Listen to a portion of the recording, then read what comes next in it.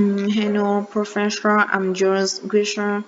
I'm working on my entry for the global design competition. My tutor said you might be able to help me with it. Yes, I got a copy of your drawings. Come in and tell me about it. What sort of competition is it? Well, it's an international design competition, and we have to come up with a new design for a typical domestic kitchen appliance.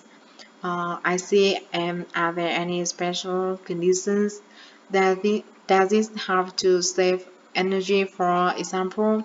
Actually, that's where the focus in the last year's competition and this year's different.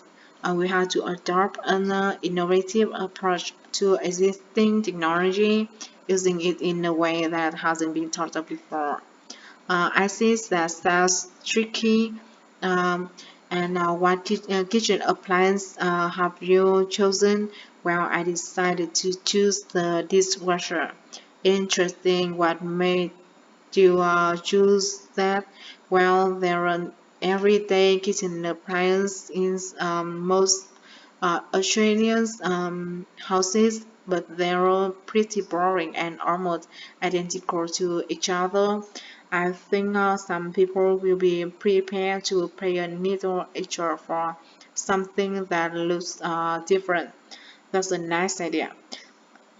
I see you call your design the rock pool. Why is that? Basically, because it looks like the rock pools you find on the beach. The top is made of glass so that you can look down into it. There's a stone at the bottom there. Is that just for decoration? Actually, that it does have a function. Instead of pushing a button, you turn the stone. So it is really a novel way of starting the dishwasher. That's right. This is a really nice design, but what makes it innovative? Well, I decided to make dishwasher that use carbon dioxide in place of water and detergent. How will you manage that? The idea is to pressurize the carbon dioxide so that it becomes a liquid. The fluid is then released into the dishwasher where it cleans the dishes on by itself. Sound like a brilliant idea. Your system will totally do away with the need for strong detergents. So what happens once the dishes are clean? Well, to allow them to dry, the liquid carbon dioxide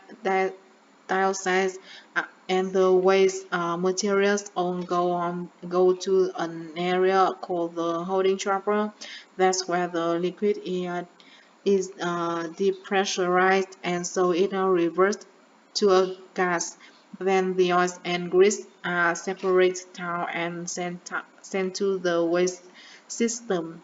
That sounds like you thought it all out very thoroughly. So what happened to the carbon dioxide once the process is complete? So not wasted, I hope. Actually, that's where the real savings are made. The carbon dioxide is sent back to the cylinder and can be used again and again. What a terrific idea! Do you think it will be built? Probably not, but that's okay. Well, I'm sure lots of positive things will come out of your design. Now you seem have thought about everything, so what exactly did you need me to help you with? Well, my design have made it to the final stage of the competition, and in the few months time, I have to give a presentation, and that's the part I was hoping you could help me with. Right, well, that should be easy enough. What have you managed to do so far? Well, I got detailed drawings to show how it works, and I've also written a 500-word paper on it. I see. Well, if you want to stand a good chance of winning, you really need a model of muscle machine. Yes, I thought I might, but I'm having a few problems. What's the main difficulties so far? Let me guess. Is this the materials? Um, yes, I wanted to look professional, but everything that's top quality is also very expensive. Projects like this are very important to us.